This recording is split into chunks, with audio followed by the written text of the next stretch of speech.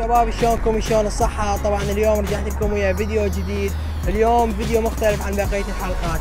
اليوم الفيديو يتكون من سؤال وجواب، واللي يفوز الى جائزة مقدمة من قناة قتال الطائي، جائزة بسيطة. واحنا الان يم مرتبات زنبقة، وخلونا نشوف الناس. بس قبل لا ابدي احب اقول لكم سووا لايك للقناة، سووا اشتراك للقناة ولايك للفيديو. تعالوا خلينا نشوف. طيب قلبي مثل ما شفتوا احنا يم مرتبات زنبقة في داخل مدينة الرمادي. هذا السؤال عندنا يقول، ونشوف المواطن. السؤال يقول: من هو الصحابي الذي اهتز لموته عرش الرحمن؟ سيدنا عمر. لا، خطأ. ما اعرف. خلينا نشوف غيره. طيب قلبي مثل ما شفتوا قلنا خلينا نروح نشوف غيره، ونجي نشوف غيره نقول له السلام عليكم. وعليكم السلام ورحمة الله وبركاته. سؤال: انا فزت لك جائزة مقدمة من قناة قتال الطائي، جائزة بسيطة على قناتي على اليوتيوب. نعم.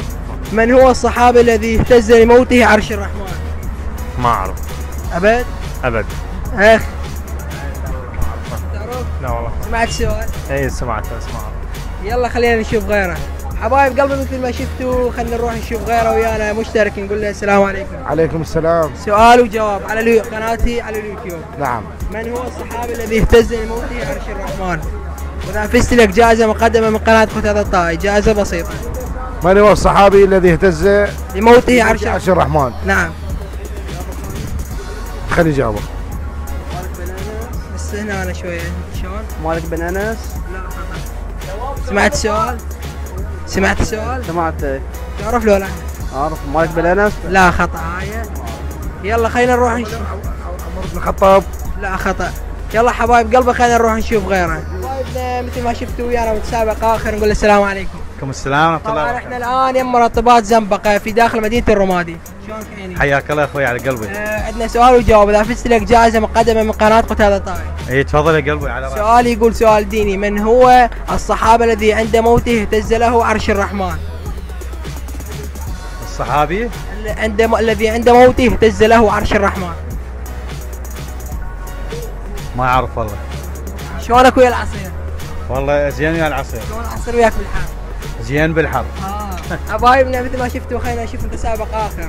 حبايب قلبي مثل ما شفتوا ويانا الاخ المتسابق، نقول له السلام عليكم. عليكم السلام ورحمة احنا الله. قناة قتال الطائي على اليوتيوب. حياكم الله، اهلا وسهلا بك. عندنا برنامج سؤال وجواب، اذا فزت لك جائزة مقدمة من قناة قتال الطائي، جائزة بسيطة. ان شاء الله. اسال الاسم اول شيء. مجيد العاني. مجيد على راسي. مجيد، احنا الان نسيت اقول لكم احنا بداخل مرتبات زنبقة داخل مدينة الرمادي، ويانا الشباب تحياتي لهم. حنقول له سؤال: من هو الصحابي الذي اهتز لموته عرش الرحمن؟ من هو الصحابي الذي اهتز لموته عرش الرحمن؟ سعد بن معاذ.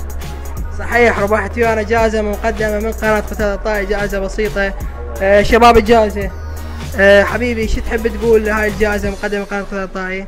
شو تحب تقول للمتابعين قناة قتال الطائي؟ بس عندك اشتراك للفيديو ولايك. ان شاء الله. ممنون، ومسابقة حلوة. تحفز.